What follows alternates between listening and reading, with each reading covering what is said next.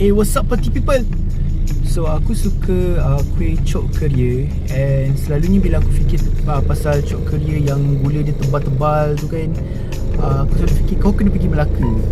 So one day aku tengah balik, aku jumpa satu makcik dekat tepi jalan ni. Dia jual Chok Korea exactly macam Melaka. So aku macam, jom beli. Okay, sorry party people, tengah jam. Tapi jalan dia dekat sini. Ini adalah jalan Alam Damai. Kau kena lalu kat jalan ni. Lepas tu traffic light, kau belok kiri.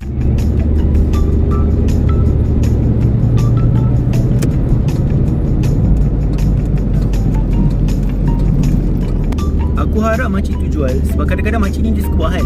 Kadang-kadang dia macam dia nak jual, dia tak nak jual. Dia tak nak jual, dia nak jual. Dia macam tu. Bila aku datang craving aku tu, aku yang tersiksa. Aku dah datang, dah seronok, dah drive macam gila. Tiba-tiba makcik tu tak ada. So, kawasan dia macam tu. Dia ada. Tolonglah ada. Weh, dia ada. Dia ada. Kena ni.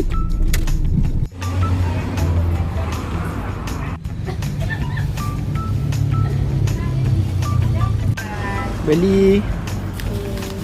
Okay, berjaya beli. So nama kedai ni Korea Gula Melaka. Lepas tu nama telefon dia Kak Noh. Dia dekat jalan nak pergi ke Taman Baiduri. Dia betul-betul tepi jalan.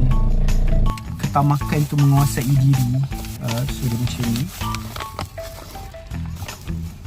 Bau dia fantastic. Yes. Kau nampak tak? Dia macam glossy. Fokus kamera, fokus.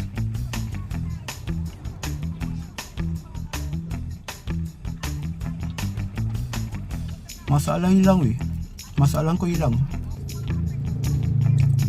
Disclosure dia manis, tapi worth it.